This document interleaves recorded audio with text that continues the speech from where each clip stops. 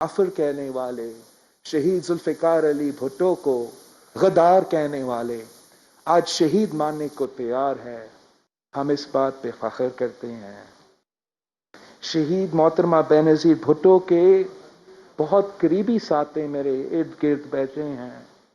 30 سال کی جدوجہد میں ساتھ دیے ہیں. ہم ان کا بھی بہت ہی شکر گزار ہیں. اور وہ بھی ہمارے ساتھ موجود ہے جو شہید محترمہ بینظیر بھٹو کو کہتے تھے کہ آپ خاتون ہو، آپ اس ملک کے وزیر اعظم نہیں ہو سکتے. وہ لوگ بھی موجود ہے جو شہید محترمہ بینظیر بھٹو کو کرپٹ کہتے تھے. آج وہ شہید محترمہ بینظیر بھٹو کو شہید مانتے ہیں. ہم آج بھی، ہم سے غلطیاں ہوتے ہیں. ہر کسی کا زندگی میں غلطیاں تو ہوتے ہیں، لیکن فخر کے ساتھ کہہ سکتے ہیں کہ ہم پہ حملے بھی ہوتے ہیں. میڈیا پہ ہمارا کردار کشی ہوتا ہے. ہمارا اپنے کردار کشی کا، ہمارا محروموں کا، ہمارے شہیدوں کا کردار کشی ہوتا ہے. آج بھی ہمارے جان پہ حملے ہوتے ہیں، لیکن ہم اپنے موقف پہ قائم ہیں. ہم اپنے منشور پہ قائم ہیں.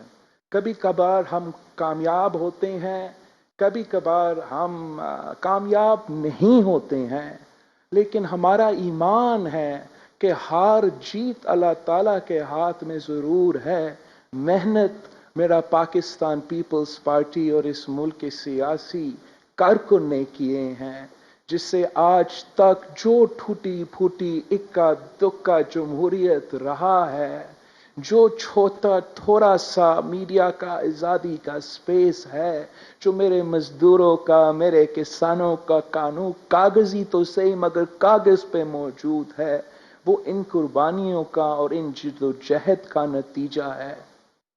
آج پاکستان ایک ایسا وقت سے گزر رہا ہے جہاں ہمیں بتایا جاتا ہے کہ ہم مدینہ کے ریاست میں ہیں، مگر مدینہ کے ریاست کا یہ حال ہے کہ پاکستان کے سب سے ایک فیمس موٹر وے پہ اجتماعی زیادتی ہوتی ہے ایک عورت کی، اجتماعی ریپ ہوتی ہے ایک عورت کی ان کے بچوں کے سامنے.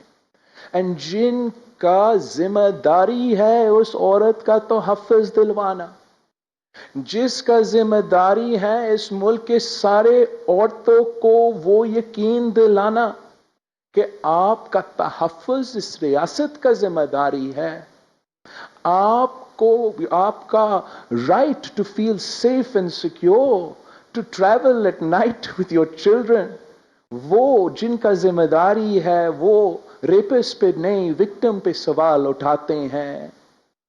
جو وکٹم کو پہ سوال اٹھاتے ہیں ان کا دفاع میں اس ملک کی وزیر، اس ملک کے وزیر اعظم سامنے آ جاتے ہیں. مدینہ کا ریاست کا یہ حال ہے کہ آپ کو شاید پتہ ہو یا نہ ہو، لیکن ملک بھر میں اس وقت سیلاب متاثرین ہے. میرا اپنا صوبہ سندھ سے 2.5 ملین پیپل افیکٹڈ ہے. ان کے گھر تباہ ہے، ان کا فصل 1.9 ملین ایکرز آف کراپ تباہ ہے. یہ صورتحال ہمارے صوبہ میں بھی ہے. بلوچستان میں بھی بارشوں کے سیلاب کے متاثرین موجود ہے.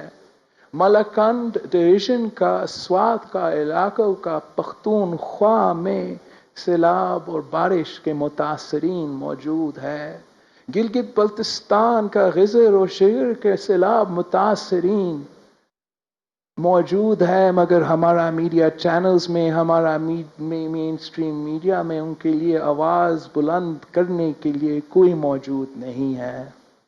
ہمارے سیاسی جماعتوں کو یاد ہوگا کہ 2011 میں بھی جب بارش اور سیلاب آیا تھا تو ریاست پاکستان اور سب سے اہم کردار اس وقت وفاق کا تھا، نے صف اول کا کردار ادا کیا تھا. ان کو وطن کا دیا تھا، ان کو کمپنسیشن دیا تھا. آج ہمارا سیلاب متاثرین لاوارث ہے، ان کو سنبھالنے کے لیے، ان کو کمپنسیٹ کرنے کے لیے کوئی تیار نہیں ہے، اور ہم اپنے آپ کو مدینہ کے ریاست کہتے ہیں۔ ہم اس ملک کے اہم ترین جب لیجسلیشن کرنے جاتے ہیں، وہ ہم ایک آزاد ماحول میں نہیں کرتے۔ آج تک جو اس نیشنل اسمبلی میں اہم لیجسلیشن ہوا ہے، امپورٹنٹ لیجسلیشن ہوا ہے، وہ رولز کو انڈرمائن کر کے، ہمارا آئین کو انڈرمائن کر کے، ہمارا پارلیمان کو بے اختیار کر کے زبردستی سے پاس کروائے گئے ہیں۔ آپ کو جو مختلف رائے ہے، جو دوسرے سائڈ کا رائے ہے، آپ کو موقع ہی نہیں دیا جاتا۔ اگر میں کل کا نیشنل جوائنٹ سیشن کا اگزامپل آپ سب کے سامنے رکھوں، جس میں ہمارا اسپیکر صاحب ہمارا ووٹ کا ری کاؤنٹ کے مطالبہ پہ ساتھ نہیں دے رہا تھا۔ ہمارا حق ہے کہ ہر ووٹ پہ وہ ہمارا تعداد گنے۔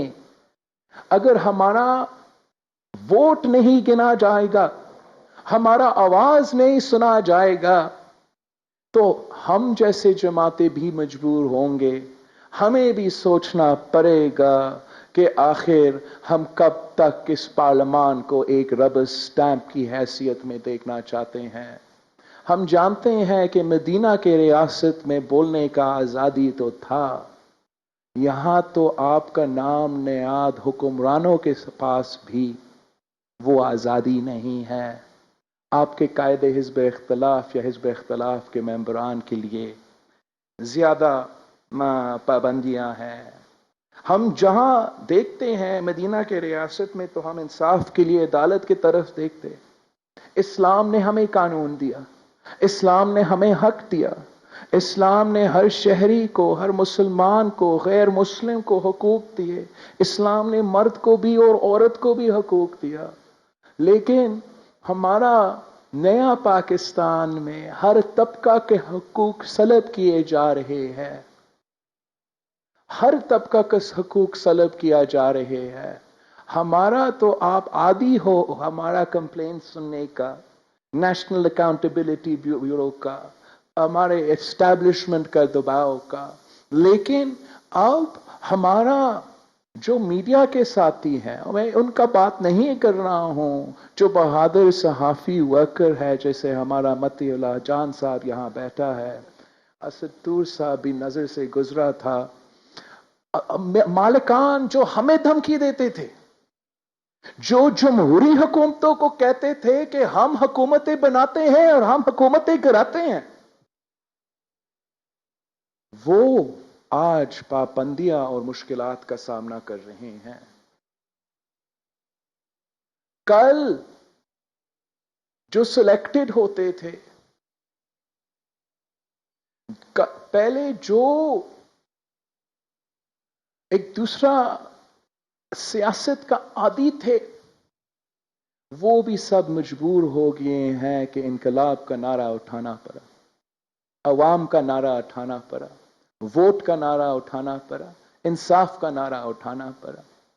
اور آج ہمارا بہت ریسپیکٹیبل، بہت سینئر بار کے ممبرز، لائرز نے ہمیں ایک جگہ پہ یونائٹ کیے ہیں، لیکن میں نے آپ سب کے سامنے ایک کمپلینٹ رکھنا ہے، ایک شکوہ رکھنا ہے۔ میں نے آپ سے پوچھنا ہے، چاہے آپ میرا لیفٹ سے بیٹھے ہو یا رائٹ بیٹھے ہو، جب پاکستان پیپلز پارٹی اور شہید محترمہ بینظیر بھٹو، صدر آصف زرداری، افتخار چودھری کے وقت آزادی عدلیہ کے موومنٹ کے وقت پاکستان پیپلز پارٹی کا ایک انڈیپینڈنٹ موقف سامنے رکھنا چاہا، کیا آپ نے پاکستان پیپلز پارٹی کے موقف کے ساتھ دیا، یا آزاد جوڈیشری کے نام پہ ہمارا جوڈیشری کو بھی ایک اتھارٹیرین ادارہ بننے کا نہ چاہتے ہوئے ساتھ دیا؟ میں پوچھنا چاہوں گا کہ کیا धांधली, आमरियत, सिलेक्टेड मीडिया का आजादी, क्या वो सिर्फ और सिर्फ पनामा के बाद शुरू हुआ? जब पाकिस्तान पीपल्स पार्टी ईंट से ईंट पे जाने निकले थे, तो बाकी सब। Chairman peoples party Bilawal Bhutto Zardari गुफ्तगू कर रहे थे। उनका ये कहना था कि नए पाकिस्तान में हर तबके के हुकूक दबाए जा रहे हैं।